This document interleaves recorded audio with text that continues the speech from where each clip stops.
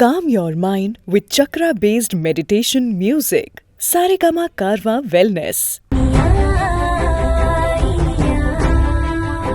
இனியாவுக்கு கால் பண்ணியிருக்கக்கூடிய விக்ரம் அதிர்ச்சிக்கு மேல அதிர்ச்சியான விஷயங்களா சொல்லிக்கிட்டு இருக்காரு. உனக்கு ஒரு சர்ப்ரைஸான விஷயம் இருக்கு, நேர்ல வந்து சொல்றேன் அப்படின்னு ஸ்வீட் பாக்ஸோட வீட்டுக்கு வராரு விக்ரம். விக்ரம பார்த்து என்ன விஷயம் என்னாச்சு அப்படின்னு இனியா கேக்குறதுக்குள்ள ஒரு ஹாப்பியான நியூஸ், நீ கேஸ்ல இருந்து ரிலீவ் ஆக போற, கூடவே இன்னொரு சந்தோஷமான விஷயம் அப்படின்னா ஐஆர் டியூட்டில ஜாயின் பண்ணியாச்சு அப்படின்னு சொல்ல இனியாவுக்கு ரொம்பவே சந்தோஷம். எப்படியாவது தீனதயாளன் கிட்ட இருந்து ஓரமா ஒதுங்கி இருந்த இவங்க ஒரேடியா இப்ப தனக்கும் எந்த சம்பந்தமும் இல்ல பிரச்சனைக்கு அப்படின்னு விலகி இருக்க போறாங்க. விக்ரம் புருஷன் இன்னும் வீட்டுக்கு வரலையே அப்படின்னு ஃபீல் பண்ணோம்.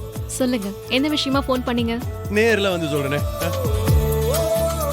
நீ கேஸ்ல இருந்து ரிலீவ் ஆக போற. இன்னொரு சர்ப்ரைஸ் கொடுக்கவா? இன்னொரு சர்ப்ரைஸா? ஐயா டியூட்டில ஜாயின் பண்ணிட்டாரு. விக்ரமும் இனியாவும் ரொம்ப நாளுக்கு அப்புறமா அவங்களோட டைமை ஸ்பெண்ட் பண்ணிட்டு இருக்காங்க. அதுக்கேத்த மாதிரி தடபுடலா விக்ரமுக்கு விருந்து வச்சு அசத்துறாங்க இனியா. தன்னோட கையால பல ரெசிபி செஞ்சு அதை விக்ரம் கண்ணு கட்டிட்டு அது என்ன ரெசிபி அப்படின்னு கரெக்டா கண்டுபிடிக்கணும் அப்படிங்கிறது தான் விக்ரம்காக இனியா வச்ச டாஸ்க்.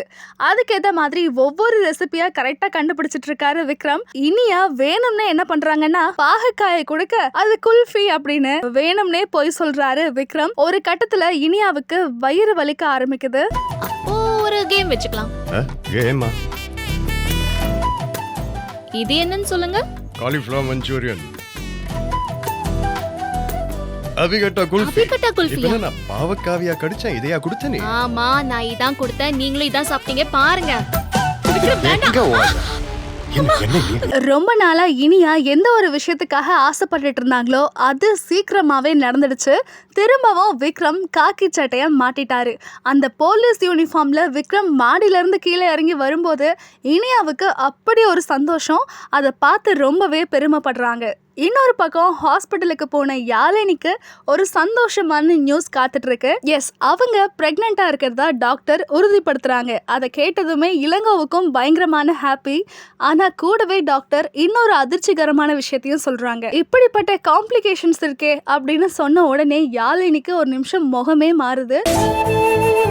இந்த யூனிஃபார்ம் தாங்க உங்களுக்கு அழகே, எவ்வளவு கெத்தா இருக்கீங்க. Yes sir. Yes ma'am. Doctor, urine test report. Yes Yazhini, நீங்க கர்ப்பமா இருக்கீங்க. ஓ மை காட், காம்ப்ளிகேஷன்ஸ் நிறைய இருக்கே.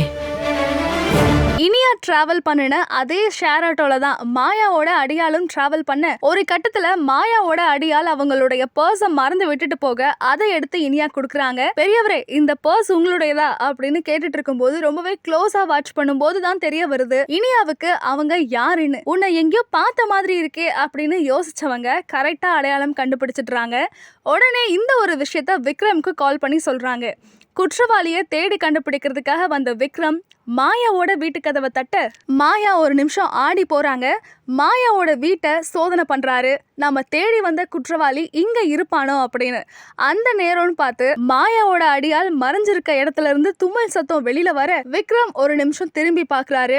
மாயாவும் ரொம்பவே படபடப்பா பயந்து நிக்கிறாங்க. மாயாவுடைய அடியால விக்ரம் கண்டுபிடிச்சிட்டாரா? இது எல்லாத்துக்குமே முதல் முக்கிய காரணம் மாயா தான் அப்படின்னு தெரிய வந்ததா?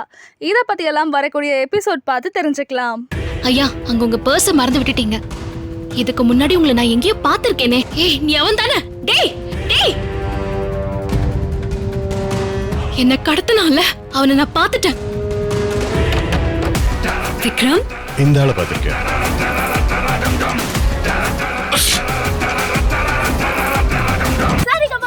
தமிழ் யூடியூப் சேனல்ல லைக் பண்ணுங்க, கமெண்ட் பண்ணுங்க, ஷேர் பண்ணுங்க, சப்ஸ்கிரைப் பண்ணுங்க.